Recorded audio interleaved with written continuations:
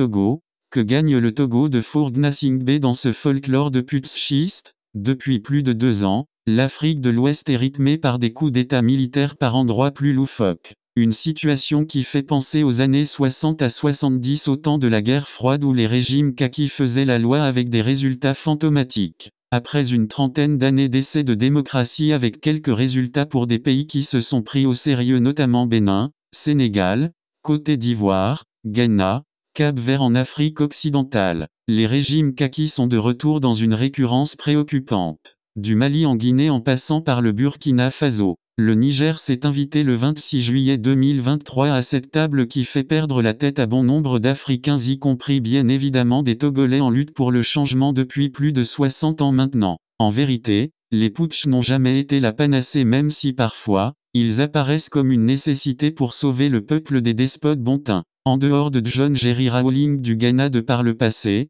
tout le reste n'a été que du chaos et des ruines. Si le départ forcé d'Alpha Condé en Guinée a été unanimement salué du fait d'avoir fait partie de ceux qui ont inauguré les coups d'État institutionnels avec la remise du compteur à zéro, au Mali et au Burkina, on avait enregistré des sentiments mitigés. Par la suite, les positions alambiquées de la CEDEAO couplées des phrases de la France ont renforcé les putschistes maliens et burkinabés dans leur boursouflure langagière au relent souverainiste, SIC. Et les réseaux sociaux ont fini le boulot. À preuve, le cas Niger avec des prétextes assez étriqués, a emballé c'est désormais la mode. Et l'effet de mode laisse parfois peu de temps à une bonne réflexion. Au fond que gagne le Togo dans ce folklore de putschistes? À l'évidence, on parle d'éveil des consciences. Mais au fond, la lutte politique au Togo prend plutôt un gros coup face à l'euphorie dévastatrice en cours. On doit s'étonner que des gens en lutte pour la démocratie et l'état de droit font subitement l'apologie des coups d'État. En réalité,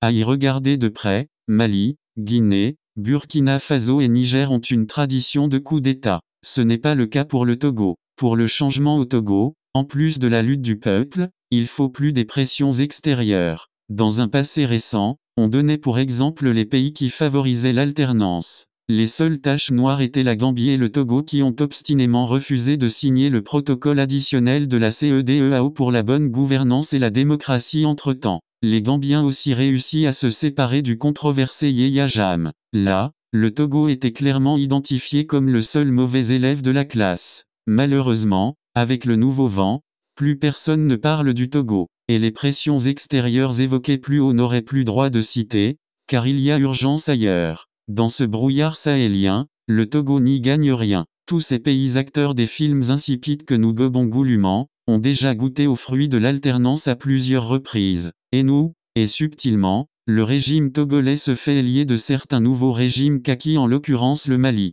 Et finalement, nous faisons la même lutte avec quelqu'un qui court après son 5e mandat. Toutes ces rodomontades des militaires vont passer, mais la misère des Togolais demeure. Entre-temps, savions-nous que le prix du bidon de 25 litres d'huile a encore flambé en fin de semaine dernière? Vivement plus de lucidité et de discernement pour savoir que personne ne viendra faire le bonheur des Togolais à leur place. Honoré Adontuit.